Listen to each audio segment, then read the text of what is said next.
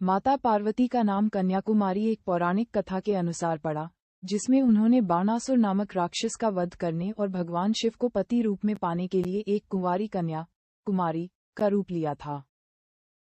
इस रहस्य और कथा के मुख्य चरण इस प्रकार हैं।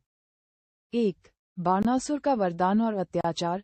बाणासुर नामक असुर ने कठोर तपस्या करके भगवान शिव से वरदान प्राप्त किया था कि कोई भी पुरुष या देवता उसका वध नहीं कर सकता, और उसकी मृत्यु केवल एक कुंवारी कन्या के हाथों ही हो सकती है। इस वरदान के अहंकार में चूर होकर उसने तीनों लोकों में हाहाकार मचा दिया और देवताओं को बंदी बना लिया। 2. देवी पार्वती का कुमारी अवतार। बाणासुर के अत्याचारों से मुक्ति पाने के लिए देवताओं और पृथ्वी देवी ने भगवान विष्णु की स्तुति की। तब विष्णु जी ने उन्हें बताया कि केवल आदिशक्ति, माता पार्वती, ही उस राक्षस का वध करने में सक्षम है। इसके बाद आदिशक्ति ने एक किशोर कुंवारी कन्या, कुमारी, का अवतार लिया। 3. शिव पार्वती का अधूरा विवाह। राक्षस का वध करने से पूर्व देवी कन्याकुमारी भारत के सबसे दक्षिणी छोर पर पहुंची और भगवान शिव से विवाह की कामना के साथ कठोर तपस्या करने लगीं। शिवजी उनकी सुंदरता और तपस्या से प्रसन्न हुए और सुचिंद्रम में आधी रात को विवाह का मुहूर्त तय किया।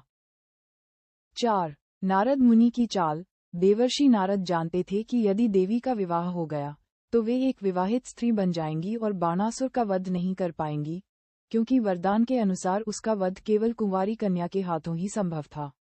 इसलिए बाणासुर के वध को सुनिश्चित करने के लिए नारद जी ने मुर्गे का रूप धारण किया और विवाह के मुहूर्त से ठीक पहले बांग, कूक, दे दी। 5.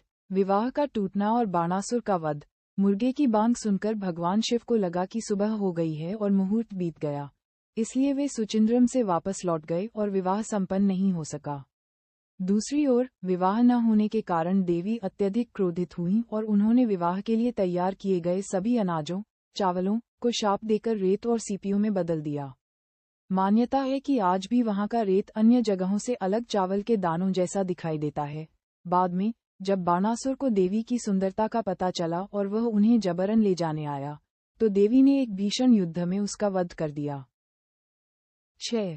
कन्याकुमारी नाम की सार्थकता। राक्षस का वध करने के पश्चात देवी ने हमेशा के लिए एक कुंवारी कन्या के रूप में उसी स्थान पर वास करने का निर्णय लिया। संस्कृत में कन्या और कुमारी दोनों का अर्थ अविवाहित कन्या से होता है। इसी कारण उस स्थान का नाम कन्याकुमारी पड़ा और माता पार्वती के इस रूप को देवी कन्याकुमारी कहा गया।